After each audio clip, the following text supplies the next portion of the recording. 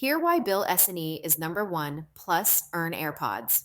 4Bill is the all-in-one financial platform that simplifies managing bills, invoices, expenses, budgets, and business credit. As a controller, you need software that works as hard as you do. That's why Bill Spend and Expense is ranked number one on G2's 2025 Best Accounting and Finance Products list. New features include assistant permissions for seamless delegation, auto freezing cards, Visa Signature Benefit API integrations for smarter scaling.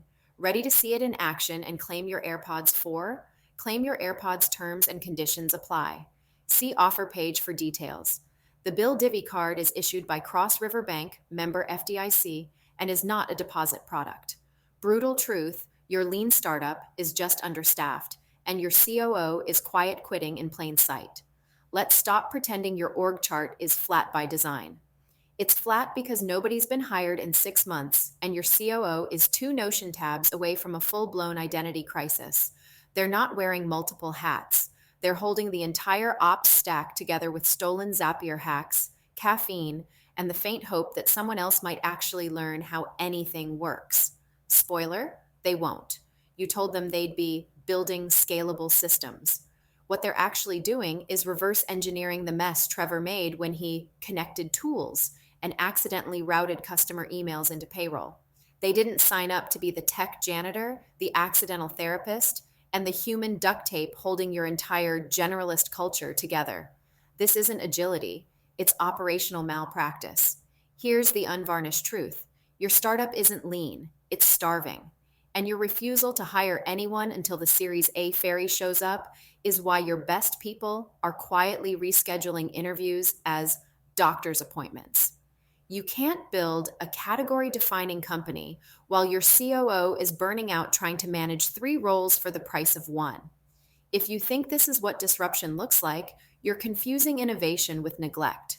But sure, keep calling it a nimble team while your COO updates their LinkedIn headline to ex-founder in recovery. Regulatory rundown: when the federal government says, I want you, it means your AI, your roadmap, and your last shred of autonomy. Uncle Sam wants to be your AI's only daddy. In this week's episode of Congress Discovers Technology, House Republicans are trying to cockblock states from writing their own AI rules for the next decade. Because nothing says, we understand cutting edge technology quite like a bunch of people who still use AOL email accounts. Their brilliant plan? Give the feds exclusive rights to regulate AI until 2034, or until Skynet becomes self-aware, whichever comes first. The logic here is peak Washington. We can't let China win the AI race, so let's create a regulatory monopoly slower than a DMV running Windows 95. Meanwhile, 40 state attorneys general, imagine that Zoom call, are losing their collective minds. They're warning that this federal power grab would be like giving your drunk uncle exclusive rights to babysit your robot child. And honestly, they might have a point. The last time the feds moved this fast on tech regulation, people were still arguing about whether the internet was just a fad. But here's the plot twist that should actually keep you up at night. This regulatory clarity is about as clear as mud mixed with tears of frustrated founders. Sure, states can't touch you, but that just means the feds have a bigger target on your back. One wrong move and your revolutionary AI startup could become Exhibit A in a congressional hearing titled Why We Can't Have Nice Things, a Case Study in Digital Darwinism. Survival Guide for the Paranoid Founder. Audit your AI's life choices. If your algorithm is making decisions spicier than, what color is this cat? You need receipts. All of them. Build your paper shield. Document your guardrails like you're expecting an FDA audit of a nuclear pharmacy. Yes, even if you're just a small startup, especially if you're just a small startup, create a We're Not Evil deck, because when, not if, someone asks, how does your AI work? Answering, it's proprietary, is about as smart as trying to pay taxes in Dogecoin. Watch DC, like it's Netflix. This isn't law yet, and with more plot twists than a telenovela, anything could happen, particularly around biometric data, because apparently everyone's suddenly very concerned about your face.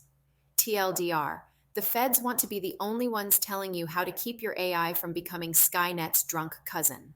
Until then, assume every line of code you write could end up in a PowerPoint presentation titled Exhibit A: What Were They Thinking? Remember, the best defense is assuming you're already being watched, like your ex on Instagram, but with subpoena power. Vertical bar Pilates. When AI interviews go full exorcist, picture this. You're wearing your I'm a professional outfit, read the only clean shirt within arm's reach, and prepping for a remote interview while trying to convince your cat that your laptop isn't a $2,000 heating pad. Normal Tuesday stuff. But what happens next makes that time you drunk texted your ex look like a career highlight. Enter Ken, our protagonist, who thought he was signing up for a standard interview at Stretch Lab, but instead got front row tickets to what can only be described as HAL 9000's nervous breakdown. The AI interviewer, developed by a Y Combinator darling named Apriora, because apparently red flag tech was taken, decided to channel its inner possessed Peloton instructor and chanted vertical bar Pilates 14 times. Not 3 times, not 5 times. 14. That's 13 more times than anyone should ever hear the phrase vertical bar Pilates, including actual Pilates instructors.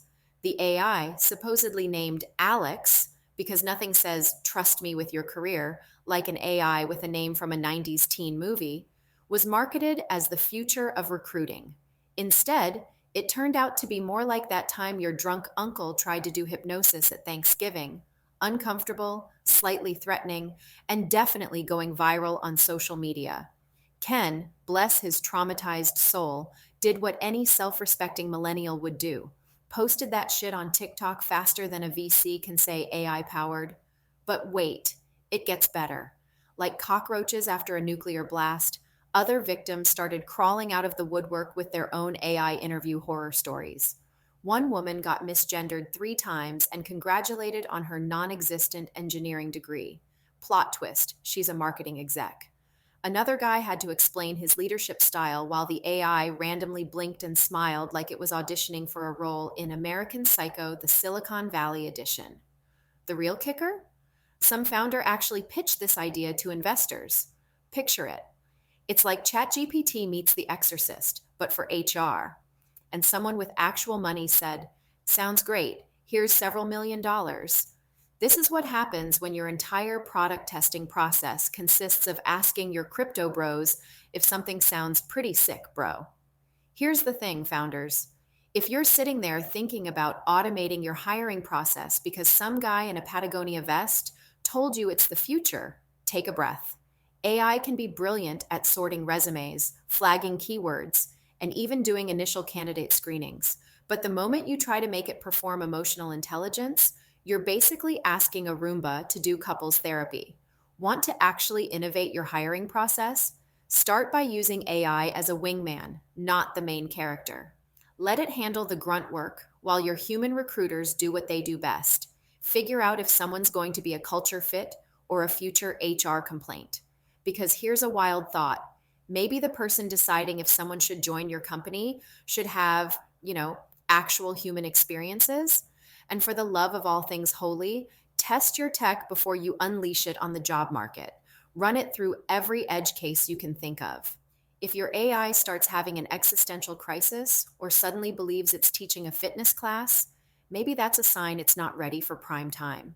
The job search is soul crushing enough without adding survived an AI mental breakdown to candidates' list of required experiences. Just because you can automate something doesn't mean you should. Otherwise, you might find yourself explaining to your board why your AI interviewer is now the star of Top 10 Tech Fails That Will Make You Question Humanity on YouTube. And no amount of vertical bar Pilates is going to fix that. Founder FAQ: don't hire a con artist. Q: how do I integrate AI into my startup without looking like every other idiot with an API key? A: stop throwing generative AI at your product like pasta at a wall and calling whatever sticks innovation. Listen up, you AI thirsty founder. I know you've been doom scrolling LinkedIn posts about how ChatGPT is going to eat your business like a seagull at an unattended beach picnic.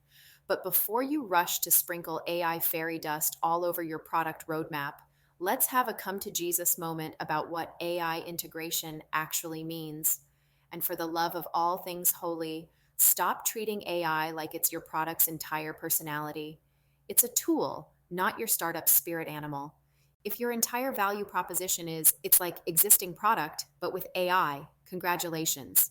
You've just created the startup equivalent of putting a hat on a dog. Sure, it's cute, but nobody's paying a subscription fee for it. Want to actually use AI without looking like a clown college dropout?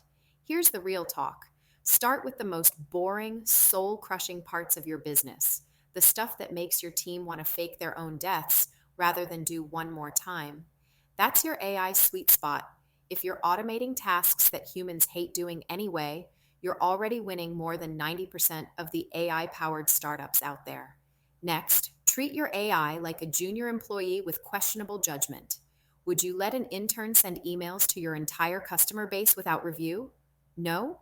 Then maybe don't let your AI do it either. Build safeguards, monitoring, and kill switches like you're preparing for the robot apocalypse. Because when, not if, your AI decides to get creative, you'll want more damage control options than pray and push to production. Finally, remember that AI is like alcohol. It amplifies what's already there. If your product is trash, AI powered trash is still trash. Just now, it's expensive trash that occasionally tries to write poetry. Focus on building something genuinely useful, then use AI to make it insanely better.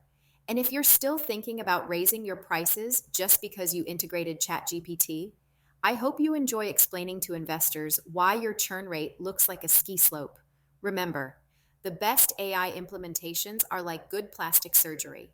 If everyone can tell you've done it, you've probably done it wrong. Daily news for curious minds: be the smartest person in the room by reading 1440. Dive into 1440, where 4 million Americans find their daily, fact based news fix. We navigate through 100 plus sources to deliver a comprehensive roundup from every corner of the internet: politics, global events, business, and culture, all in a quick 5-minute newsletter. It's completely free and devoid of bias or political influence, ensuring you get the facts straight. Subscribe to 1440 today. Sign up now, advice you didn't ask for. You multiply time by spending time on things today that give you more time tomorrow.